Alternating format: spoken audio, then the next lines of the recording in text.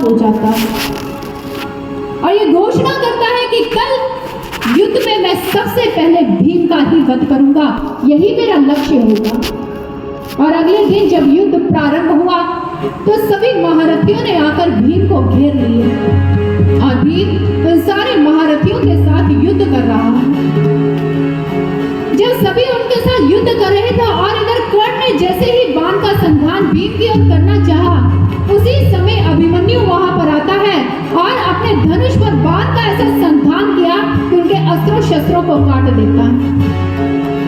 दुर्योधन ने अभिमन्यु को संबोधित करते हुए कहा, बालक अभिमन्यु, तुम्हारे साथ मेरी कोई शत्रुता नहीं है, इसलिए मार्ग से हट जाओ, अन्यथा अपने प्राणों से हाथ धो बैठोगे। अभिमन्यु ने दुर्योधन को संबोधित करते हुए कहा, काकाश्री, धो तो आज मैं उस कलंक को दूंगा जो मेरे कुल के ऊपर लगा हुआ है।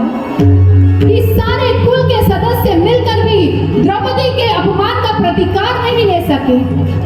अरे काकाश्री, आज मैं अपनी माता के अपमान का प्रतिकार ही आपसे लूंगा।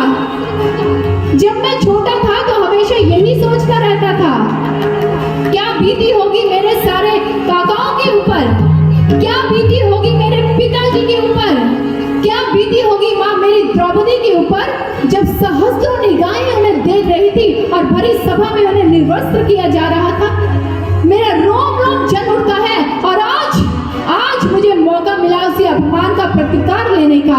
आज मेरे हाथों से आपको कोई बचा नहीं सकता है।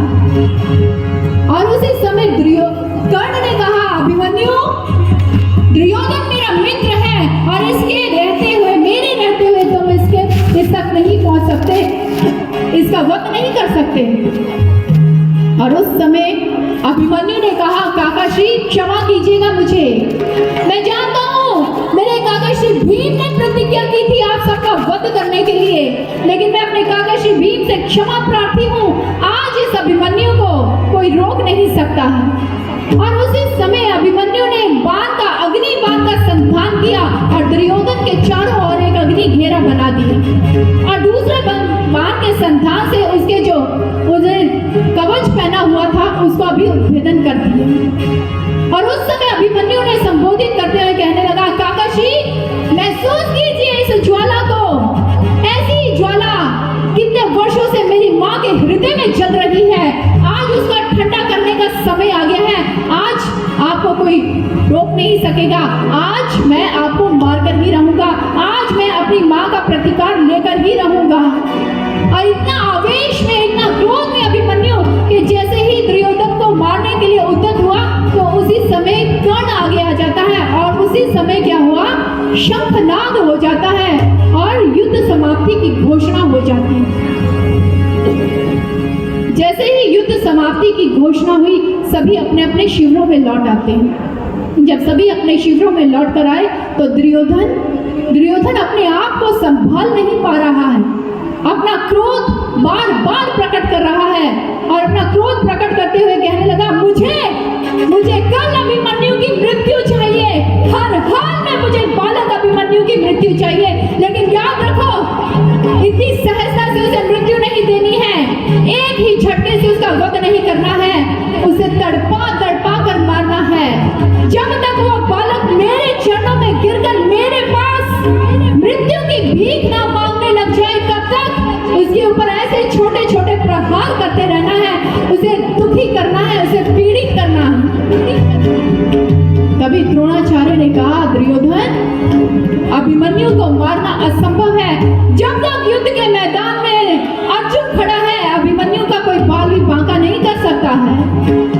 तो उस समय दुर्योधन ने कहा, द्रोणाचार्य, आप जैसे आचार्य के होते हुए, मेरे मित्र कर्ण के होते हुए, मामा शकुनी के होते हुए, दुशासन के होते हुए भी आप एक बालक का वध नहीं कर सकते हैं। तो शकुनी आगे आता है और उसे प्यार से समझाते हुए कहने लगा, भांजे, तुझे एक श्रेष्ठ योद्धा की नहीं, तुझे एक श्रेष्ठ योजना की आवश्यकता है, श्रेष्ठ योजना की। उसी योजना के द्वारा ही अर्जुन को युद्ध क्षेत्र के मैदान से दूर ले जाया जाएगा और उसके बाद बालक अभिमन्यु का वध किया जाएगा।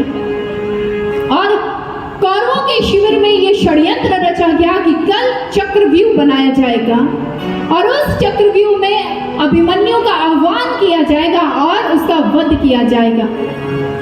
प्रातः काल होते ही जब यह पता चला कि विराट नगरी में आक्रमण हो चुका है और उस समय सारे के सारे जो योद्धा थे वो सोच रहे हैं कि अब क्या किया जाए, उस समय भगवान श्री कृष्ण जी अर्जुन को लेकर उस नगरी का, उस साम्राज्य की सुरक्षा के लिए जाने के लिए तैयार हो जाते हैं। अभिमन्यु भी तैयार है, बाकी पांडव भी वहां पर खड़े हैं और हमारे बांके बिहारी कृष्ण मुरारी अर्जुन के रथ पर जाकर बैठ जाते हैं। और इधर जो अभिमन्यु है वो सभी को प्रणाम कर रहा है। अर्जुन के पास गया, अर्जुन ने पहले उसे अपना आलिंगन दिया, अपने गले के साथ लगाते हुए कहा, पुत्र अभिमन्यु, आज युद्ध के मैदान में शत्रुओं को अर्जुन की कमी महसूस मत होने देना। हे वीर अभिमन्यु, आज इस प्रकार से युद्ध करना, तुम्हारी कीर्ति सदा सदा के लिए अमर हो, सारे महारथियों में तुम्हारा नाम सबसे ऊपर आए। अभिमन्यु प्रसन्न होता है, कहने लगा, निश्चित रहिए पिताश्री, आज युद्ध में शत्रुओं को आपकी कमी महसूस नहीं होगी। आपका पुत्र अभिमन्यु आज आपको ये वचन देता है। उसके बाद वह अपने मामा श्री भगवान श्री कृष्ण जी के पास जाता है। अंतर्यामी भगवान श्री कृष्ण जी भविष्य का देखने वाले, सब कुछ जानते थे आज युद्ध के मैदान में अर्जुन अभिमन्यु के साथ क्या घटित होने वाला है। अभिमन्यु ने जैसे ही प्रणाम किया, अपना हाथ उन्होंने उठाया और आशीर्वाद देते हुए कहा, पुत्र अभिमन्यु, तुम सदा सदा के लिए इतिहास के पन्नों में अमर हो जाओ।